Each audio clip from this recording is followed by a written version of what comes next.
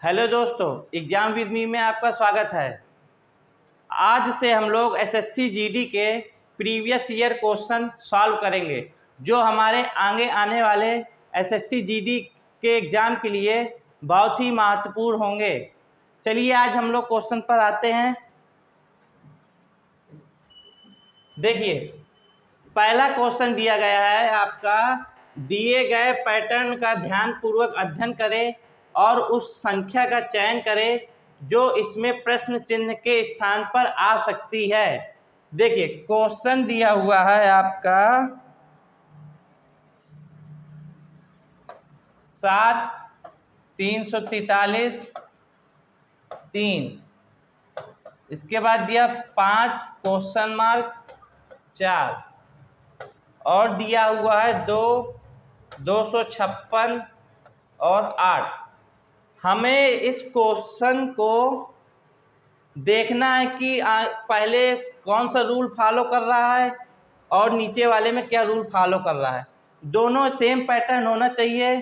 तो हम लोग देखते हैं, इधर 7 लिखा हुआ है और इधर 3 लिखा हुआ है, जबकि इधर 2 लिखा हुआ है और 8 लिखा हुआ है। आपको पता होगा कि 7 का जो क्यूब होता है वह 343 होता है। इसी प्रकार 2 की पावर जो 8 होती है वो आपकी 256 होती है।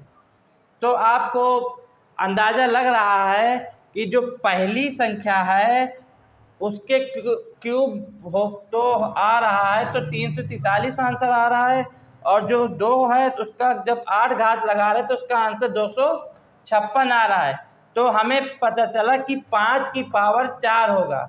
5 की पावर 4 का मान क्या होगा? 5 गुणे 5 गुणे 5 गुणे 5, यानी कि 625 इसका आंसर होगा। देखिए 625 किस नंबर पे है? 3 नंबर पे। आपने देखा कि पहली संख्या जो लिखी हुई है और जो लास्ट में संख्या लिखी हुई है वो उसकी पावर में आ रही है, तो हमें बीच वाली संख्या प्राप्त हो रही है। इसी प्रकार 2 का भी हमने देखा, 2 की पावर 8 जब लिखते हैं तो उसका मान 256 आता है। तो इसलिए प्रश्नवाचक चिन्ह के स्थान पर 5 की पावर 4 करेंगे तो हमारा आंसर 625 आएगा। चलिए नेक्स्ट क्वेश्चन पर चलते हैं। आपका अगला क्वेश्चन दिया हुआ है, दिए गए समीकरण को सही करने के लिए किन 2 संख्याओं अंक नहीं को आपस में बदला जाना चाहिए। आपका क्वेश्चन कह रहा है 5 गुणे 40 भागे 8 प्लस 3 माइनस 14 बराबर 53। ये सवाल आपका एक रीजनिंग का महत्वपूर्ण चैप्टर होता है, मैथमेटिकल ऑपरेशन, उससे जुड़ा हुआ आपका ये सवाल है। तो इसके लिए आपने एक रूल पढ़ा होगा, बॉड मास, यानी कि पहले हम लोग ब्रैकेट को हल करेंगे, इसके बाद हम लोग डिवीजन करेंगे, इसके बाद हम लोग मल्टीप्लाई करेंगे,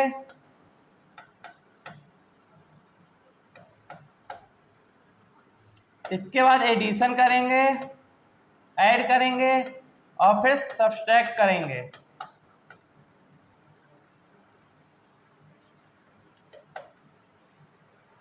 आपको यही रूल इस सवाल में फॉलो करना है। सबसे पहले हम लोग ब्रैकेट को सॉल्व करते हैं, फिर उसके बाद ओ का मतलब होता है ऑफ, यानी कि जहाँ पे का लिखा होता है। डी का मतलब होता है डिवीजन, एम का मतलब होता है गुणा, और ए का मतलब होता है ऐड यानी कि जोड़, एस का मतलब होता है सब्सट्रैक्ट यानी कि घटाओ।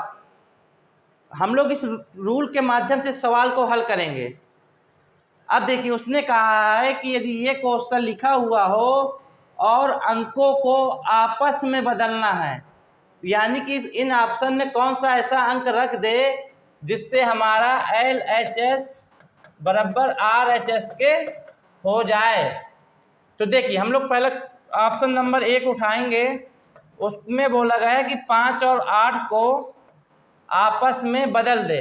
तो जहाँ भी 5 लिखा हुआ है वहाँ पर हमें क्वेश्चन में 8 लिखना है, और जहाँ भी 8 लिखा हुआ है वहाँ पर हमें 5 लिखना है।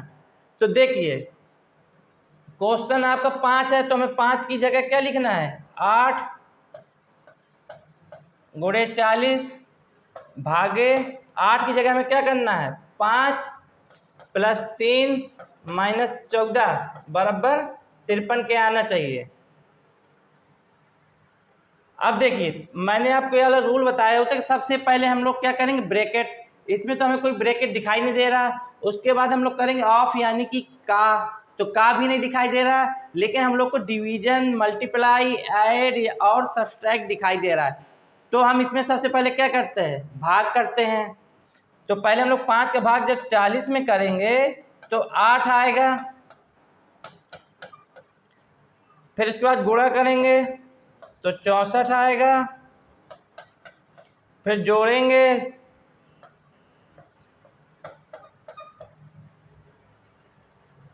तो कितना आ गया आपका, 7 में 4 गए 3, 6 में गए 5, 5 और 3, यानी कि हमारा LHS का मान RHS प्राप्त हो गया। यानी कि जो हमारा पहला ऑप्शन है इसका ये सही होगा। हमने पहला ऑप्शन सॉल्व किया तो इसका आंसर आ गया। यदि यही आंसर हमें पहले में नहीं प्राप्त होता तो हम लोग दूसरे ऑप्शन पे जाते, लेकिन जब हम लोग को पहले ही ऑप्शन में ये वाला आंसर पुटअप हो गया तो हम लोग दूसरे ऑप्शन में क्यों जाएंगे। इतना आप लोग को समझ में आया। हमेशा याद रखिएगा जब भी मैथमेटिकल ऑपरेशन का क्वेश्चन आएगा तो आपको सबसे पहले ब्रैकेट सॉल्व करना है, उसके बाद आप ऑफ सॉल्व करेंगे, फिर डिवीजन करेंगे, फिर मल्टीप्लाई करेंगे, फिर ऐड करेंगे, फिर सब्सट्रैक्ट करेंगे। समझ में आ गया आप लोगों को। चलिए हम लोग नेक्स्ट सवाल पे चलते हैं। देखिए अगला सवाल, आप ये भी सवाल कोडिंग डिकोडिंग का है। आपको पता होना चाहिए कि एसएससी जो है सबसे ज़्यादा कोडिंग डिकोडिंग के क्वेश्चन रखता है, तो इसलिए हमें कोडिंग डिकोडिंग पर पकड़ ज़्यादा मजबूत बनानी है। इसलिए कोडिंग डिकोडिंग में पकड़ बनाने के लिए हमें अल्फ़ाबेट का ज्ञान होना चाहिए कि अल्फ़ाबेट किस क्रम पे आता है। तो देखिए क्वेश्चन कह रहा है यदि विशिष्ट कूट भाषा में रिमेन यानी कि रिमेन को लिखा REMAIN को लिखा है हमने 9, 22, 14, 26, 18 और 13। इसी प्रकार हमें निकालना है मशीन का MACHINE, हमें इसका कोड बताना है। पहले हम देखेंगे कि इसको इसमें किस प्रकार से लिखा हुआ है। आपको पता है कि R जो होता है हमारा किस नंबर पे होता है, 18 नंबर पे, और ये हमारा लिखा है 9 नंबर, यानी कि R का ये हमारा क्या लिखा हुआ है, अपोजिट। उसी प्रकार E होता है 5 नंबर पे और 22 है तो ये इसका अपोजिट है। उसी प्रकार M जो होता है 13 नंबर पे होता है, उसका भी अपोजिट लिखा हुआ है। A 1 नंबर पे होता है, उसका अपोजिट 26 है। इसी प्रकार I जो होता है 9 नंबर पे होता है, उसका अपोजिट 18 है। इसी प्रकार N जो है 14 नंबर पे होता है, उसका अपोजिट 13 है। तो यानी कि जो भी क्वेश्चन में दिया है तो हमें उसका अपोजिट लिखना है। हमारा क्वेश्चन निकालना है हमें मशीन MACHINE। आप लोग को पता है कि M जो होता है 13 नंबर पे, A होता है 1 नंबर पे, C होता है 3 नंबर पे, H होता है 8 नंबर पे, I होता है 9 नंबर पे, N होता है 14 नंबर पे और E होता है 5 नंबर पे। हमें अब इसका विपरीत निकालना है, यानी कि M का विपरीत। M होता है किस नंबर पे, 13 नंबर पे, 13 का विपरीत यानी कि 13 है तो इसका हो जाएगा 14। ये 1 नंबर पे है तो इसका हो जाएगा 26। ये 3 है तो इसका हो जाएगा 24। ये 8 है तो इसका हो जाएगा 19। ये 9 है तो इसका हो जाएगा 18। ये 14 है इसका विपरीत हो जाएगा 13। ये 5 है इसका विपरीत हो जाएगा 22। यानी कि हमारा जो मशीन की कोडिंग होगी वो यह होगी 14, 26, 24, 19, 18, 13 और 22। आप देखिए कि ऑप्शन में मिलाइए कि वाली कोडिंग किस ऑप्शन में। देखिए 14, ये देखिए 14 है, उसके बाद है 26, 26, फिर 24, 19, 18, 13 और 22। तो देखिए हमारा आंसर इसका क्या हो जाएगा, 2 नंबर। आपने देखा था कि रिमेन को हमने उसका अपोजिट अंकों से इसको हमने कोडिंग किया हुआ था, उसी प्रकार हमें मशीन का भी अपोजिट लिख के कोडिंग कर देनी है। सवाल समझ में आया आप लोगों को? चलिए हम नेक्स्ट सवाल पर चलते हैं। ये सवाल जो होता है, हमारा एक चैप्टर होता है सीरीज। सीरीज में एक कंप्लीट सीरीज होता है, उसी का ये क्वेश्चन लिया हुआ है। एसएससी में यह भी चैप्टर काफ़ी महत्वपूर्ण रखता है सीरीज का, तो उसी से सवाल है। देखिए सवाल पर आते हैं। PE dot dot LE P dot dot PLE dot OP dot dot. देखिए सीरीज वाले जब भी कंप्लीट सीरीज का कोई भी क्वेश्चन आता है तो हम इसमें पेयर बनाते हैं।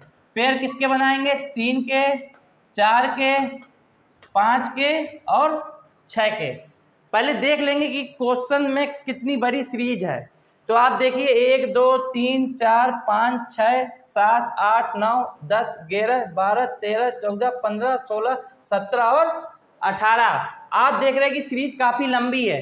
हम 3-3 के पेयर बनाएंगे तो उसमें हमारा पेयर तो बन जाएंगे, लेकिन बहुत टाइम लगेगा।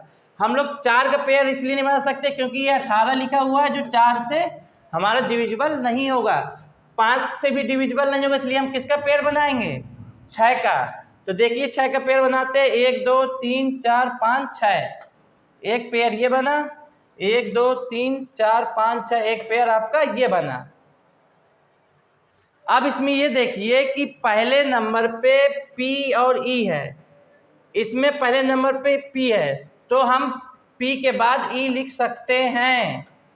इसी प्रकार जब P और E इस जगह है तो इसमें भी हम लोग P और E लिख सकते हैं। अब आपको पता है कि इस वाले पेयर में O और P है, तो P आपको दिख रहा है तो हम इस जगह पे क्या लिख सकते हैं? O लिख सकते हैं। उसी प्रकार इसमें E और O लिख सकते हैं।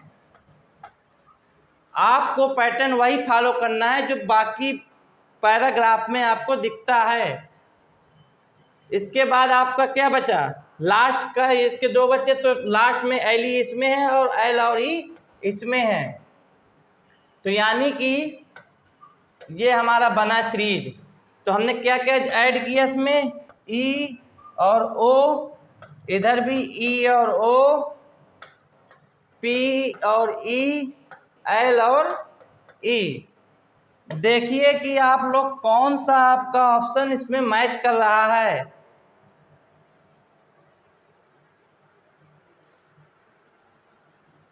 सॉरी, PEOP इधर इसमें चेंज किया हुआ है।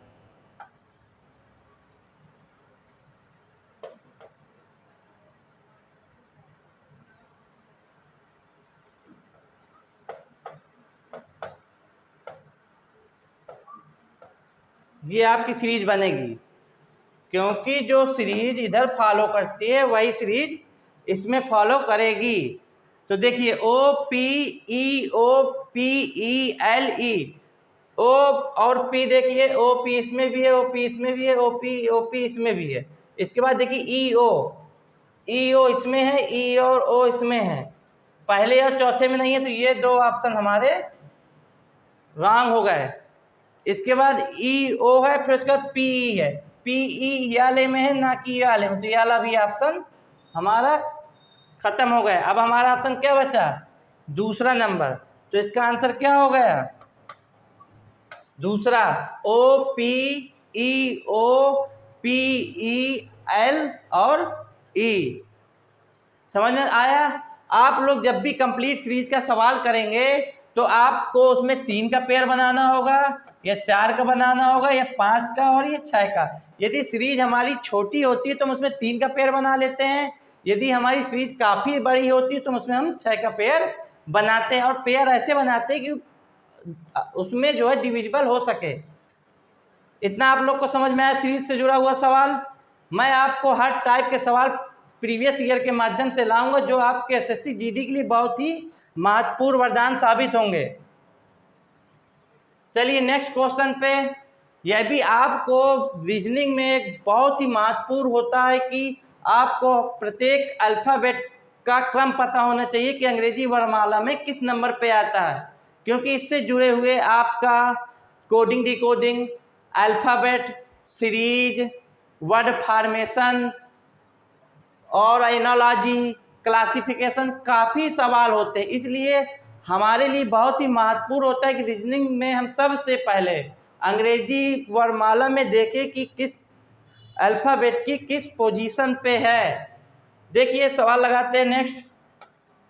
YEM के बाद आया हुआ है BHP, इसी प्रकार आया EKS और आया है HNV, उसके बाद हमारा क्वेश्चन मार्क है। आपको कोडिंग बहुत ही याद होना जरूरी है। आप ये बताइए कि Y किस नंबर पे होता है? 25 नंबर पे।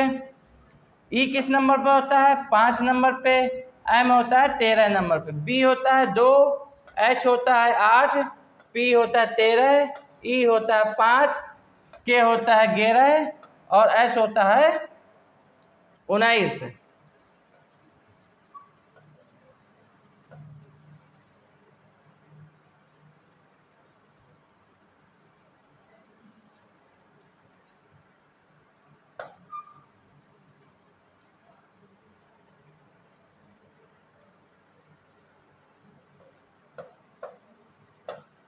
H होता है आपका 8 नंबर पे, N होता है 14 नंबर पे, V होता है आपका 22 नंबर पे।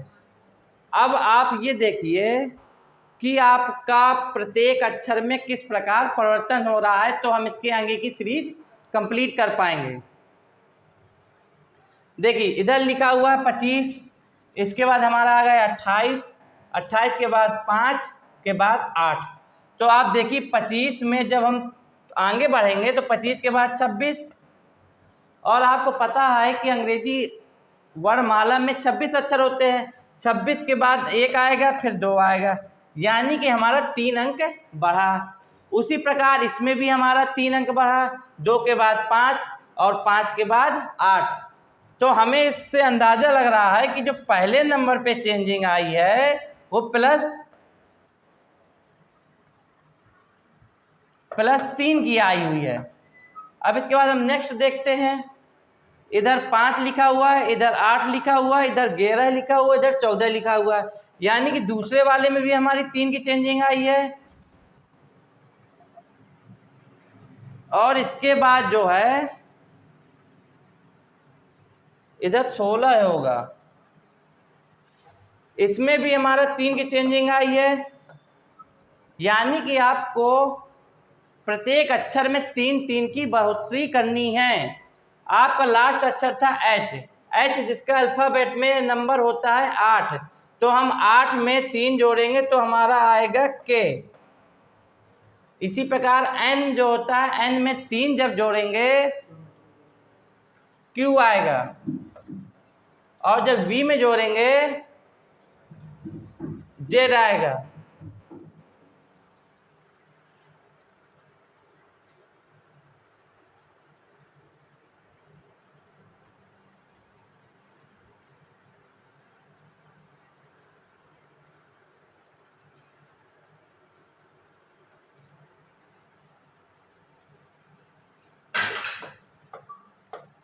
इधर पे Y होगा, क्योंकि जब हम V पे 3 जोड़ेंगे तो हमारा नंबर आएगा 25। V होता है क्योंकि हमारा 22 और Y होता है हमारा 25, तो हमारा आंसर आया K, Q और Y।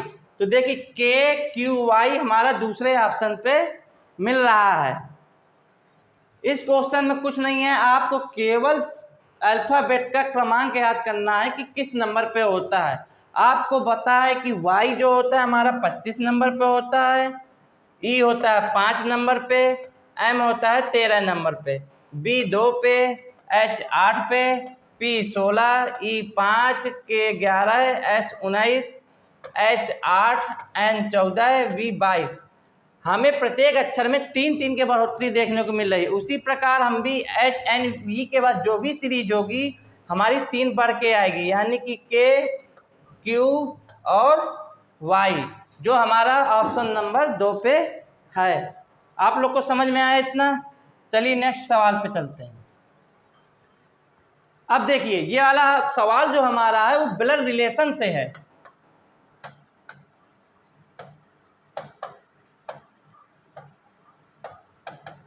आपको प्रीवियस ईयर में मैं हर चैप्टर के एक एक दो दो सवाल देखने को मिलेंगे, जो हमारे एग्जाम के लिए बहुत ही महत्वपूर्ण होता है। हम लोग इस सीरीज में प्रैक्टिस करेंगे सवालों की हर चैप्टर से, कि जिससे कम समय में हम रीजनिंग को पूरी तरह से सॉल्व करना सीख जाए, ताकि हमारे एसएससी जीडी में 20 नंबर के जो क्वेश्चन आएंगे वो हमारे 40 नंबर के इस बार के नए पैटर्न पे हैं। तो हम लोग का ही टारगेट ही है कि 20 क्वेश्चन का टारगेट, यानी कि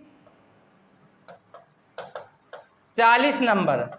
तो हमारा इस सीरीज का लक्ष्य है कि हम लोग 40 आउट ऑफ 40 नंबर प्राप्त करें। इसलिए मैं आपको इस सेशन में प्रैक्टिस कराने के लिए आया हूं, जिससे आपको हर चैप्टर की प्रैक्टिस होते जाए। चलिए नेक्स्ट सवाल देखते हैं ब्लड रिलेशन को। देखिए ब्लड रिलेशन के सवाल हम लोग अपनी फैमिली को देखते हुए करते हैं। जैसे हम लोग को पता है कि जो हमारे पापा होते हैं वो हमसे एक पीढ़ी ऊपर होते हैं। जैसे कि मान लो कि किसी का नाम कमल है और उसके पापा का नाम पंकज है, तो कमल जो होगा वो बेटा होगा, यानी कि पुत्र, और जो पंकज होगा वो पिता होगा।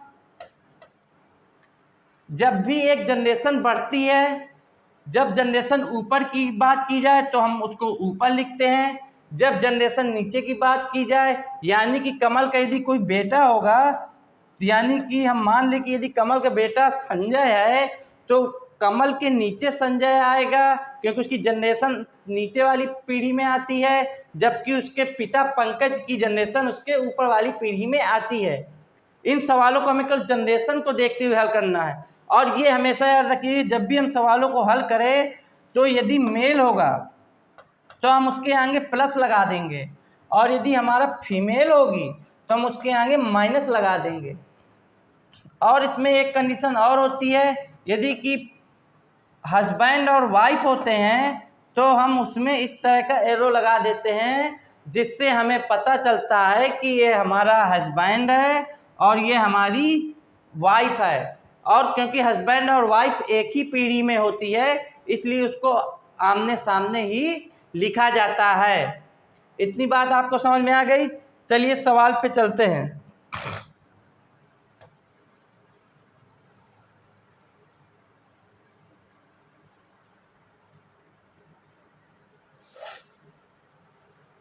देखिए क्वेश्चन कह रहा है जो एल है वो एम की माँ है, यानी कि जो एल है, यानी कि एल ऊपर होगा और एम की माँ है। एल जो है माँ है एम की, लेकिन उसने ये नहीं बताया क्वेश्चन में कि एम जो है कि मेल है कि फीमेल है, लेकिन उसने यह बता दिया कि जो एल है वो एम की माँ है, यानी कि माँ होगी तो वह क्या होगी हमारी फीमेल। फीमेल को हम किससे डिनोट करेंगे? माइनस से, और जबकि हम मेल को डिनोट करेंगे प्लस से, क्योंकि माँ है एम की तो इसलिए नेक्स्ट जनरेशन होगी ऊपर, जब यदि यही एम का बेटा होता तो हम नीचे डायरेक्शन पे जाते। इसके बाद उसने क्या कहा है, एल जो है इसकी केवल 2 संतानें हैं, यानी कि एक तो एम हो गया, इसकी एक दूसरी संतान है मान लो एक्स। अभी उसने ये नहीं बताया कि जो संतान है वो मेल है कि फीमेल। इसी प्रकार इसमें भी आपको नहीं पता तो इस तरह लिख दिया, इसमें भी आपको नहीं पता, इसको इस तरह लिख दिया कि मेल है कि फीमेल। लेकिन ये कन्फर्म है कि जो एल के 2 संतानें हैं, जिसमें एम है और एक्स मान लिया है अभी। इसके बाद उसने क्या कहा है कि जो एन है एम की बहन है, एन जो है एम की बहन है, एन जो है एम की बहन है। आपको पता है कि जो बहन होती है वो एक ही जनरेशन में होती है, तो हमने एक ही जब जनरेशन पे है, जब बहन है इसकी, तो ये माइनस हो गया। और इसके अलावा उसने बताया हुआ था कि एल की केवल 2 संतानें हैं, यानी कि अब आपको पता चल गया कि जब इस बहन है तो इसका ये भाई होगा, जब भाई होगा तो केवल प्लस होगा, यानी कि मेल होगा। तो इसलिए हमें इसका जेंडर पता चल गया कि यह क्या है। और इसी प्रकार हमें एक्स जो पता नहीं था उसकी भी जानकारी होगी, जो एन है वो हमारा फीमेल है।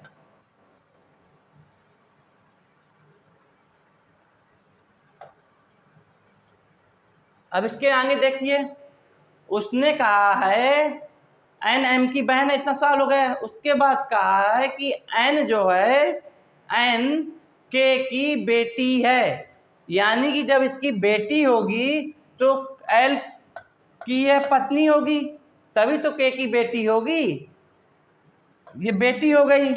अब के की बेटी है तो ये मेल होगा, जब ये फीमेल है इसकी बेटी है तो इसकी बेटी हो गई। और जब के और एल आपस में पति पत्नी है तो इसका हमने एरो इस तरह लगा दिया। अब उसके बाद उसने नेक्स्ट बोला है कि जो जेड है वह के का पोता है, यानी कि इसके नीचे डायरेक्शन में जाएंगे। जेड जो है के का पोता है, पोता मतलब मेल, तो हम प्लस में। उसके बाद उसने बोला है कि ओ जो है जेड की माँ है, ओ जो है जेड की माँ है, ओ जो है जेड की माँ है। तो हमने ओ इधर जेड की माँ है, यानी कि फीमेल, माँ होगी तभी तो फीमेल होगी। अब उसने कहा है क्वेश्चन में कि जो ओ है यानी कि ये एन से किस प्रकार संबंधित है। तो हम हमेशा ब्लड रिलेशन में देखते हैं कि जहाँ से लिखा होता है तो हम उधर से देखते हैं एन से। तो हम एन जो है हमारा एन कहाँ पे है, ये एन हमारी क्या कह रहा था, बहन है, और यह मेल है, यह फीमेल है, तो इसको हम इधर लिख लेंगे, ये पति पत्नी हो जाएंगे, इनका बेटा ये हो जाएगा।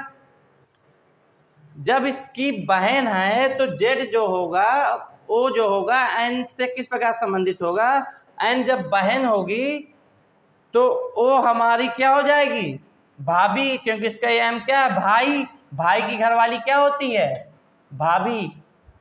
सवाल समझ में आया? मैं आपको एक बार और बताता हूँ कैसे करेंगे। आपको इसमें मेल फीमेल जेंडर का बहुत ही याद, जेंडर और जनरेशन 2 चीज़ें हमें देखनी होती है। उसने कहा था कि एल जो है एम की माँ है, एल ऊपर हो गए एम की माँ हो गई, लेकिन इसमें अब इसने नहीं बताया कि मेल है कि फीमेल। एल की केवल 2 संतानें हैं, एक ये हो गई एक दूसरी होगी। उसके बाद उसने कहा कि एन जो है एम की बहन है, जब बहन होगी तो एक ही जनरेशन होगी, ये भाई बहन हो गए। और जब ये भाई बहन हो गए, ये बहन है तो ये इसका भाई हो जाएगा। उसके बाद उसने कहा है एन जो है के की बेटी है, एन जो है के की बेटी है, यानी कि के की बेटी है तो ये हस्बैंड वाइफ, ये मेल और ये फीमेल। फिर उसने कहा है कि एन के की बेटी है, जेड जो है के का पोता है, यानी कि के नीचे वाली जनरेशन में पोता है तो प्लस, ओ जेड की माँ है, जो ओ है वो जेड की माँ है, जब इसकी माँ है तो ये हस्बैंड वाइफ का रिश्ता हो गया।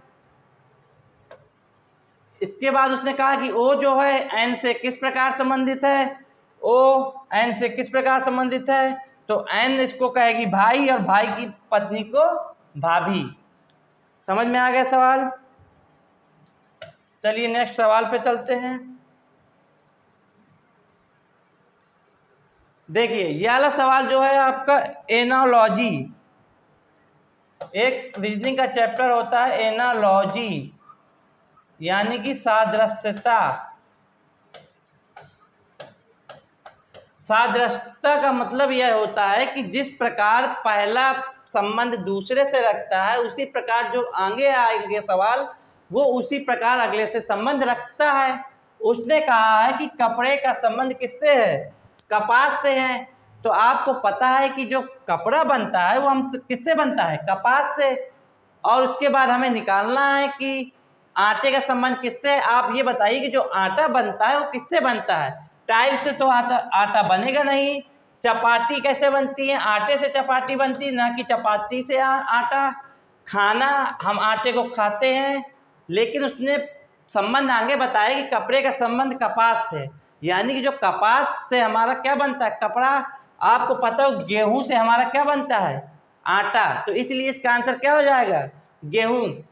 जिस तरह इसका रिलेशन इससे होता है उसी प्रकार हमें अगले का रिलेशन अगले से ही करना होता है। नेक्स्ट सवाल देखिए। रीजनिंग का एक ये भी महत्वपूर्ण चैप्टर होता है जिसको हम बोलते हैं कथन निष्कर्ष, या कहीं कहीं हम लोग इसको न्याय निगमन के नाम से भी जानते हैं। देखिए इसके सवालों को हम कैसे सॉल्व करेंगे। क्वेश्चन कह रहा है, इसमें जो आप देखेंगे कि हमेशा कभी 2 कथन होंगे, कभी 3 कथन होंगे, कभी 4 कथन होंगे। उसके बाद निष्कर्ष होंगे कि पहला निष्कर्ष सही है,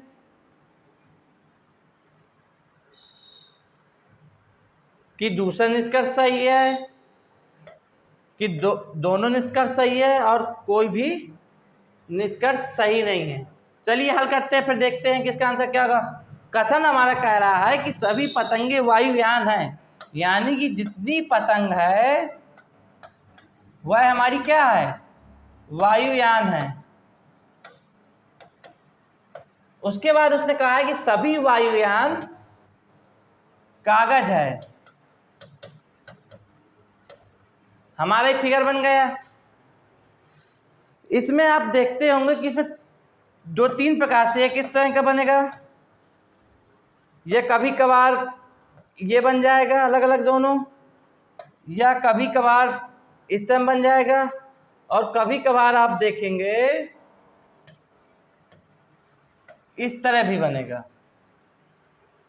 लेकिन इस सवाल में सभी पतंगे, जो हमारी पतंग है वह सभी वायुयान है, और जो वायुयान है और वो सभी कागज हैं।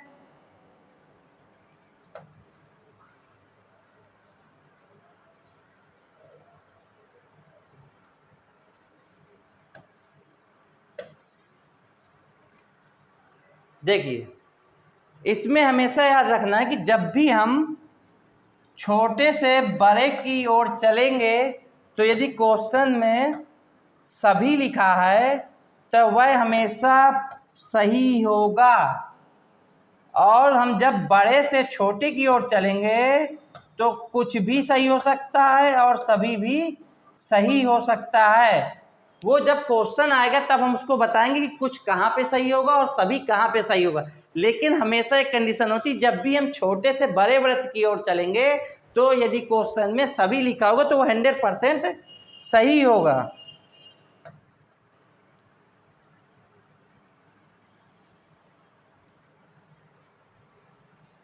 चलिए निष्कर्ष पे आते हैं। पहले निष्कर्ष हमारा कह रहा है सभी पतंगे कागज है, यानी कि हम छोटे वृत्त से बड़े वृत्त की ओर चल रहे हैं। तो यानी कि हमारा पहला निष्कर्ष तो सही है। उसके बाद उसने कहा है कि कोई भी कागज वायुयान नहीं है। अब उसने कह दिया कोई भी कागज वायुयान नहीं है। जब आपको पता है कि सभी वायुयान कागज है तो क्यों कोई कागज वायुयान नहीं होगा। लेकिन उसने क्वेश्चन में क्या कह दिया है? कोई भी कागज वायुयान नहीं है। लेकिन हमारा जो कथन कह रहा था कि वायुयान सभी क्या है हमारे? कागज। जब सभी वायुयान कागज है तो जो कागज होंगे तो कोई ना कुछ तो वायुयान होंगे ही। उसने तो पहले बोल दिया था सभी वायुयान कागज है, तो इसलिए इसमें उसने कह दिया कोई भी कागज वायुयान नहीं है। तो ये हमारा निष्कर्ष गलत। यानी कि हमारा केवल निष्कर्ष कौन सा फॉलो करेगा? 1 नंबर कथन निष्कर्ष से सवाल है ये। इसके बाद फिर एनोलॉजी आ गया। देखिए 7, 56, आप देखिए पहले का संबंध इसमें किस प्रकार है, यानी कि 8 का गुणा हुआ है, उसी प्रकार 13 का मल्टीप्लाई 8 से करेंगे तो कितना आ जाएगा 104। इसका आंसर 104। नेक्स्ट स्लाइड देखिए, ये वाला सवाल जो है हमारा सीटिंग अरेंजमेंट। आपको प्रत्येक चैप्टर के 1 या 2 सवाल हमारे प्रीवियस ईयर सॉल्व पेपर में जरूर मिलेंगे, जिससे आपकी रीजनिंग का रिवाइज होगा। देखिए इसमें उसने कहा है कि 6 दोस्त है जो A B C D E और F एक वृत्त में इसके केंद्र की ओर अभिमुख होकर एक दूसरे के सम्मुख बैठे हैं। C और D एक दूसरे के निकट बैठे हैं। B और F भी एक दूसरे के निकट बैठे हैं। उसके बाद उसने कहा है कि E जो है ठीक B के सम्मुख बैठा है, F जो है B के बाएं बैठा है, तो E और B के बीच में कौन बैठा है। तो देखिए आते हैं सवाल पे। एक वृत्त है, ये हमारा बन गया वृत्त। उसके बाद उसने कहा कि 6 दोस्त हैं जो केंद्र की ओर मुख करके बैठे। ये हमारा केंद्र, यानी कि उनका जो मुंह है वो इधर की ओर है। जितने भी दोस्त हैं वो केंद्र की ओर मुख करके बैठे हुए हैं। फिर उसने कहा है कि C और D जो है हमारे एक दूसरे के निकट बैठे, यानी कि C के बगल में D होगा या फिर हमारा D के बगल में C हो सकता है, दोनों कंडीशन है। फिर कहा है उसने B के बगल में F होगा या फिर हमारा F के बगल में B होगा, लेकिन C और D अगल बगल होंगे और B और F भी अगल बगल होंगे। हम उसके आगे चलते हैं। उसने क्या कहा है, E जो है ठीक B के सम्मुख बैठा है। जो हमारा E है, जैसे मान लो E इधर बैठा है तो B हमारा ये बैठा है, तो उसने बोला कि E जो है ठीक B के सम्मुख बैठा है, तो सामने बैठा लिया। उसके बाद बोला उसने जो F है, जो हमारा F है वो B के बाएं बैठा है, तो B के बाएं, इधर तो हम दाएं होगा, इधर हमारा क्या हो जाएगा बायां, तो B के बगल में बायां बैठ गया। अब हम देखिए उसमें कहा है कि B जो है F के बगल में बैठा है, तो हमारा ये वाली कंडीशन हो गई। उसके बाद उसने कह दिया कि C और D जो है अगल बगल बैठे हैं, तो हमने इसको जो है C इसको यहाँ बैठा लिया, D इधर बैठा लिया। फिर उसके बाद देखिए उसने क्या कहा है, अब हमारा क्या बचा, F बैठ गए, B बैठ गए, C D E हमारा बचा A। क्वेश्चन कह रहा है कि E और F के बीच में कौन बैठा है। E हमारा ये है, F हमारा ये है, इसके बीच में कौन बैठा है, A बैठा है। सवाल समझ में आया इसका ऑप्शन नंबर 2। सीटिंग अरेंजमेंट में कुछ नहीं, जैसा क्वेश्चन बोलेगा वैसे कंडीशन लिख लेनी है। जो कंडीशन उस पर फॉलो नहीं करती तो हम आगे नेक्स्ट कंडीशन पे बढ़ जाते हैं। जब उस कंडीशन को हम नोट डाउन कर लेते हैं उसके बाद उस कंडीशन को अप्लाई करते हैं। चलिए नेक्स्ट सवाल। फिर देखिए coding decoding. Coding decoding alphabet तो आपको पूरी रीजनिंग में मिलेंगे।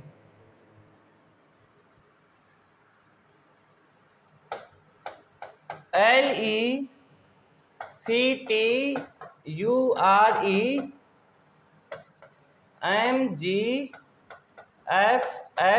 MGFXZXL और लिखा हुआ है टीचर TEACHR। इसकी कोडिंग है UGDGMK और Y। उसी प्रकार हमें स्टूडेंट को लिखना है JKLM, यानी कि हमारा 1 बढ़ा, EFG यानी कि 2 बढ़ा,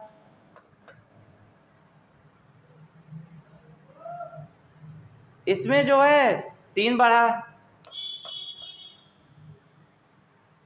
इसमें हमारा 4 बढ़ा, इसमें हमारा 5, इसमें 6, इसमें हमारा 7।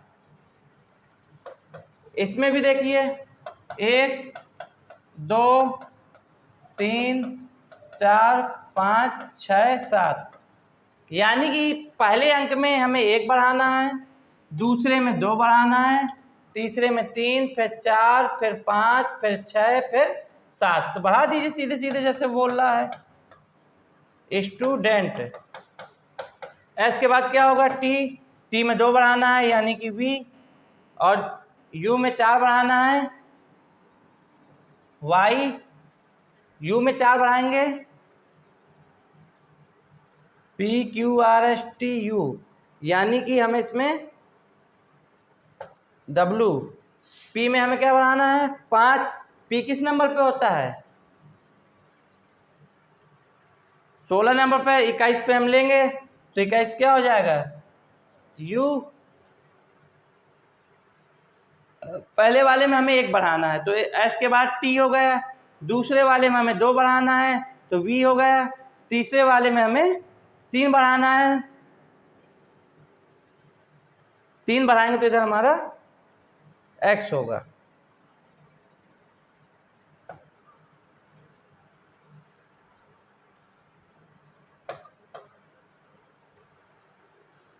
P वाले में 4 बढ़ाना है तो हमारा क्या हो जाएगा, P किस नंबर पे होता है, P में हमें 4 बढ़ाना होगा ना,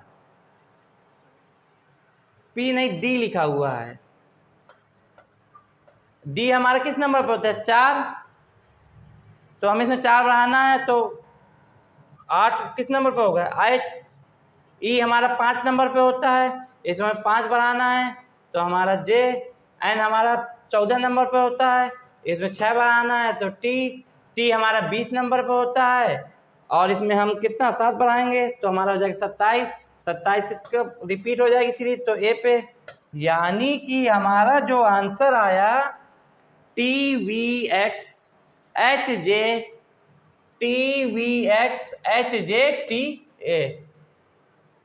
आपने सवाल में देखा होगा कि पहले नंबर पे 1, दूसरे पे 2, फिर 3, 4, 5, 6, 7, यानी कि जो सीरीज हमारी दी हुई थी तो वो आरोही क्रम पे है और किसने आरोही क्रम पे है, एक एक बढ़ा रहा था, दूसरे वाले में भी इतना ही किया तो तीसरी भी कंडीशन इसमें अप्लाई होगी।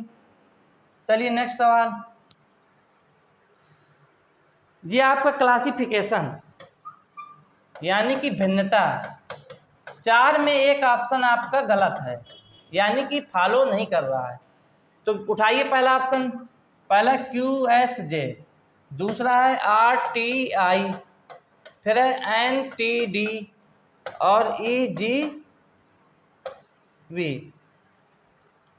आप देखिए,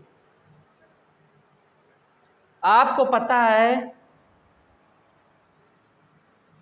ये 17 नंबर पे, ये 18 नंबर पे और ये 18 नंबर नहीं 19 नंबर पे है, ये 10 नंबर पे है। इसी प्रकार ये 18 है, ये 20, ये 9, ये 14, ये 20, ये 4, ये 5,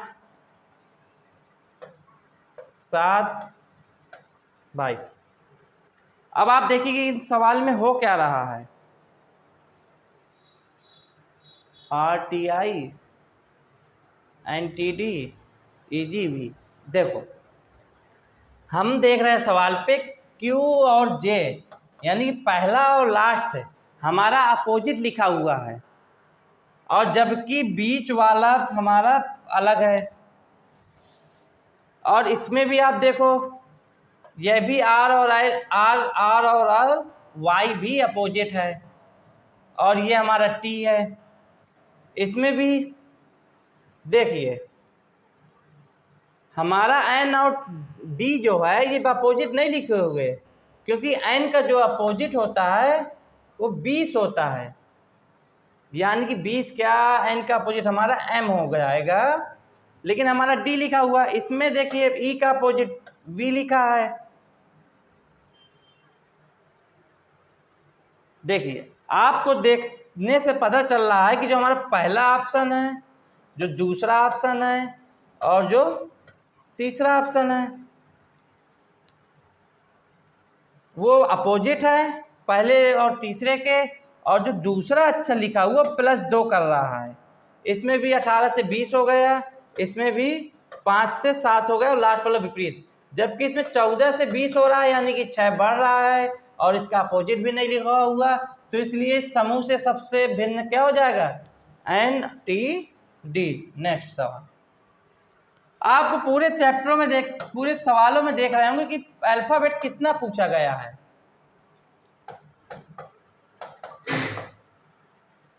बी किस नंबर पे होता है? 2 नंबर पे। ये 15 है, ये 15। के होता है 11 नंबर पे। सी 3 नंबर पे। आर 18 नंबर पे। टी 20 नंबर पे। C R T R. ठीक है।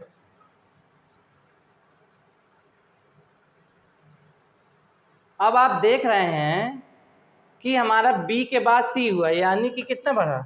1 बढ़ा। फिर उसके बाद 15 के बाद 18 हुआ, 3 बढ़ा। इसमें 5 बढ़ा, इसमें 7 बढ़ा।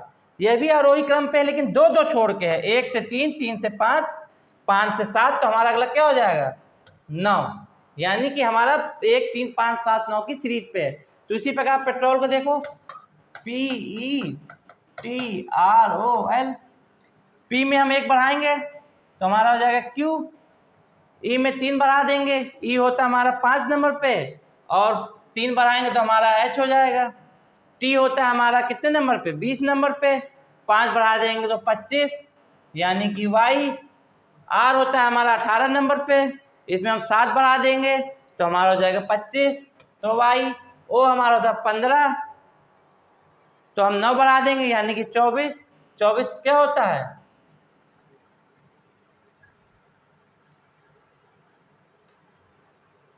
पी में जब हम 1 बढ़ाएंगे तो हमारा क्यू हो गया।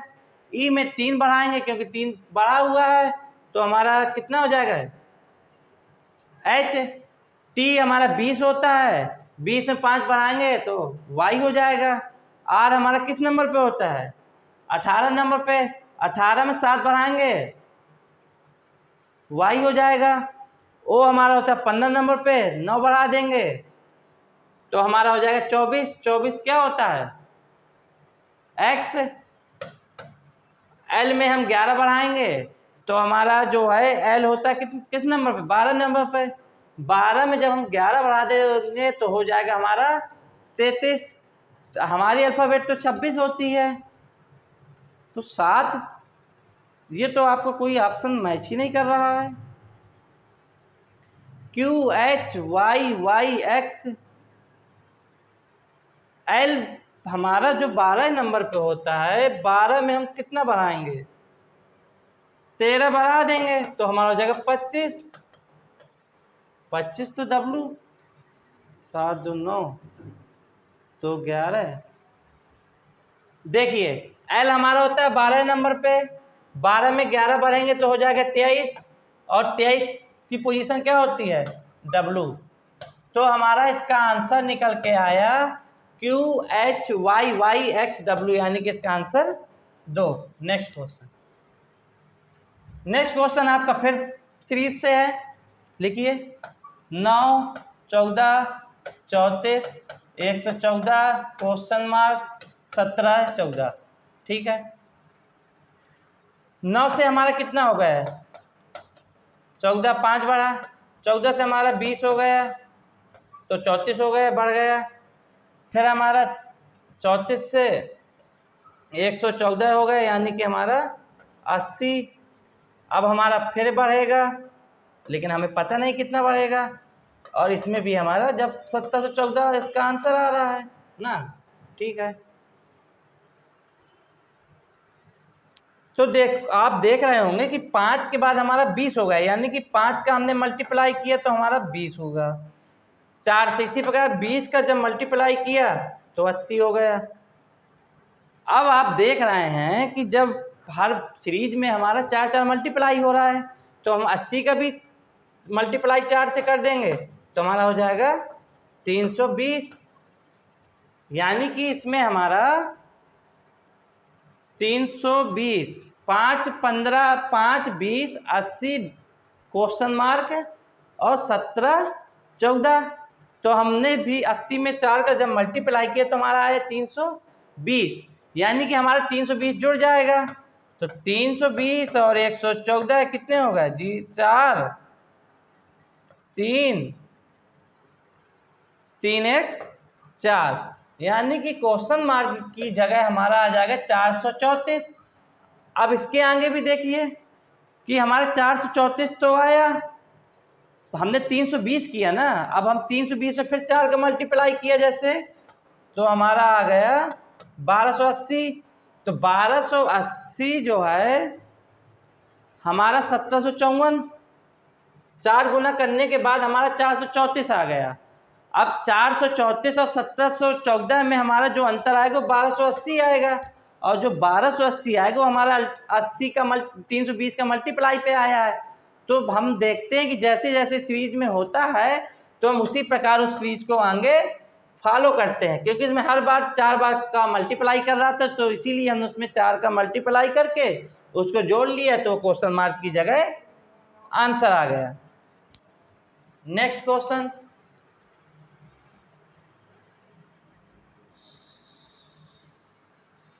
क्वेश्चन कह रहा है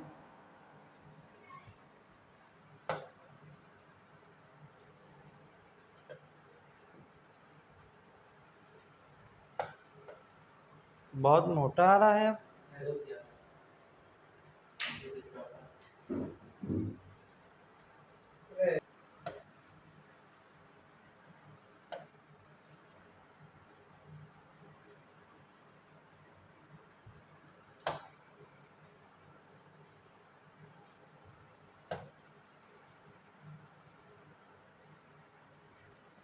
देखिए इस सवाल में आपका है 5 + 7 47 के बराबर, 3 और 8 35 के बराबर, और 9 और 2 29 के बराबर। तो हमें निकालना है 7 + 4 किसके बराबर होगा। तो आप ये देखिए कि हमारा 47 किस तरीके से प्राप्त हुआ होगा। देखिए हम 5 का मल्टीप्लाई करेंगे 7 में तो 35 आ रहा है, तो हम 12 जोड़ देंगे तो 47 आ जाएगा। 3 का मल्टीप्लाई 8 से करेंगे तो 24 आएगा, तो हमें 24 में 11 जोड़ना पड़ेगा। 9 का 2 से मल्टीप्लाई करेंगे और हमें फिर 9 2 9 18, 11 जोड़ेंगे। लेकिन हमारा मल्टीप्लाई करने के बाद यदि 11 जोड़ने पर तीनों का आंसर आ जाता है तो सही हो जाता है। लेकिन हम देखते 7 का 5 से जब मल्टीप्लाई करेंगे तो 35, 35 में 12 जोड़ेंगे तो 47, 8 3 11, 8 3 24, 24 में 11 जोड़ा तो 35, 9 2 9 18, 9 2 18 हो गए, 18 में हमने 11 जोड़ा तो 29, 11 11 इसमें जोड़ रहा है, लेकिन जबकि इसमें 12 जोड़ रहा है, तो ये हमारा इस तरह रूल हमारा फॉलो नहीं कर रहा है। तो हम नेक्स्ट रूल पे आएंगे। तो आप देखिए कि 5 और 7 को जब हम जोड़ देंगे तो हमारा 12 आ जाएगा, और हम 5 और 7 का मल्टीप्लाई कर देंगे तो हमारा 35 आ जाएगा, तो हमारा आ जाएगा 47। उसी प्रकार 8 और 3 को जोड़ेंगे तो 11, और 8 और 3 का मल्टीप्लाई करेंगे तो 35। इसमें भी 9 2 जोड़ेंगे तो 11, 11 और 9 का जो है 2 से मल्टीप्लाई करेंगे तो 18, तो हमारा 29। यानी कि हमारा रूल जो है ये वाला फॉलो कर रहा है, तो हम उसी के अकॉर्डिंग चलेंगे। 7 + 4, तो यानी कि पहले 7 + 4 लिखेंगे, फिर 7 का गुणा 4 से कर देंगे और दोनों को ऐड कर देंगे, तो 7 4 11, 7 चौको 28, यानी कि 39। 39 हमारा किस नंबर पे है? 2 नंबर पे। जैसे आगे क्वेश्चन पे होता है हमें उसी तरीके से लास्ट में भी कंडीशन लगानी होती है। चलिए नेक्स्ट सवाल देखते हैं। 38 42 58 94 डॉट डॉट 258। इसमें 4 की बढ़ोतरी 16,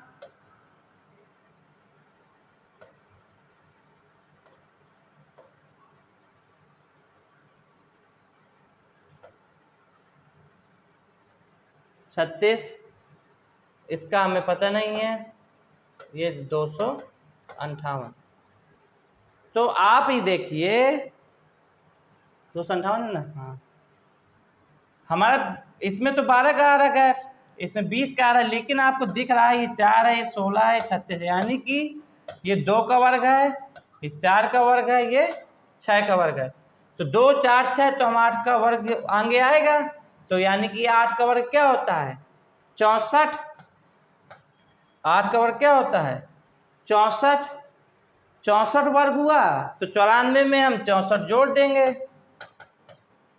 तो 4 4 8 9 6 15 यानी कि 158 हमारा ऑप्शन।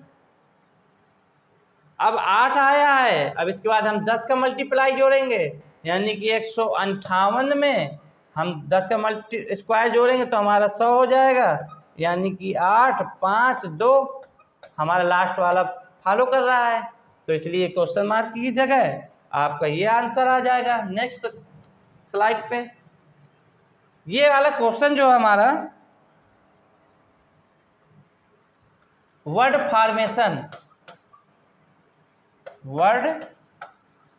फॉर्मेशन यानी कि शब्द निर्माण।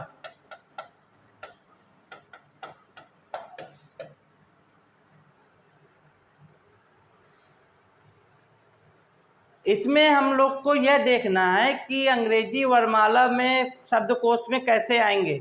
आपको पता है ऑप्शन पे देखिए, कोश पहले पे हमारा लिखा है GOFFER, फिर लिखा हुआ है GOBLIN, फिर लिखा है GOATLING,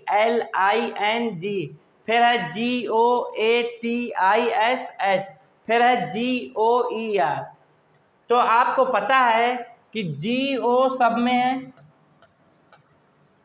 इसके बाद आप देख रहे होंगे तो इसमें F आ रहा है, इसमें B आ रहा है, इसमें A आ रहा है, इसमें भी A आ रहा है, इसमें E आ रहा है। आपको पता है कि GO तो सब में सेम है, यानी कि हमें GO तो सब में सेम है, तो अभी भी नहीं क्लियर हो रहा कि कौन सा अंग्रेजी शब्दकोश में पहला आएगा। उसके बाद हम तीसरे नंबर पे देखेंगे तो A आ रहा है, इसमें भी A आ रहा है, 3 और 4 हो गए। अब आपको ये अंदाजा होगा कि जो 3 और 4 में से कोई पहला आएगा। तो हम GOA, इसके बाद हम चौथा नंबर देखेंगे तो T, तो इसमें भी T है। उसके बाद इसमें देखेंगे L है और इसमें I है। तो आपको पता है कि अंग्रेजी वर्णमाला में I पहले आता है L से, तो हमारा पहले हो जाएगा 4 नंबर, 4 के बाद हमारा हो जाएगा 3 नंबर, यानी कि हमारा 4 3 वाला ऑप्शन ये है, 4 3 वाला ऑप्शन ये है। लेकिन अभी भी हमें डाउट है कि तीसरा आंसर होगा कि चौथा आंसर होगा।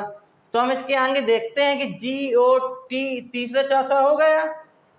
अब आपको GOA, इसमें B आ रहा है 2 वाले में और 5 वाले में E आ रहा है। आपको पता है कि B पहले आता है, तो यानी कि हमारा दूसरा वाला हो जाएगा। जब आपको क्लियर हो गया 4 3 2 5 और एक लास्ट वाले बचेंगे। देखिए उसके बाद 5 है तो E आता है B के बाद और E के बाद F आता है, तो आपका आंसर हो जाएगा 4 3 2 5 1। समझ में आया इस सवाल को? आपको अंग्रेजी वर्णमाला जिस हिसाब से होती है उसी हिसाब से आपको देखना होता है कि कौन सा अंग्रेजी वर्णमाला में क्रम आएगा। तो हमने देखा कि पहले GO सब में है तो GO हो गया, फिर उसके बाद जो है फिर हमने AB देखा, फिर उसके बाद चौथा पांचवा देखा तो उसमें सेम हमारा हो गया। आज के लिए दोस्तों इतना ही। कल नेक्स्ट क्लास में हम आपको इससे और अच्छे सवाल लेके आएंगे, जिससे आपकी SSC GD की रीजनिंग की बहुत अच्छी तैयारी हो जाएगी। आपने हमें अपना अमूल्य समय दिया और इतनी देर तक मेरे साथ बने रहे, उसके लिए धन्यवाद। और आप एग्जाम विद मी में इसी तरह हम लोग का साथ दीजिए।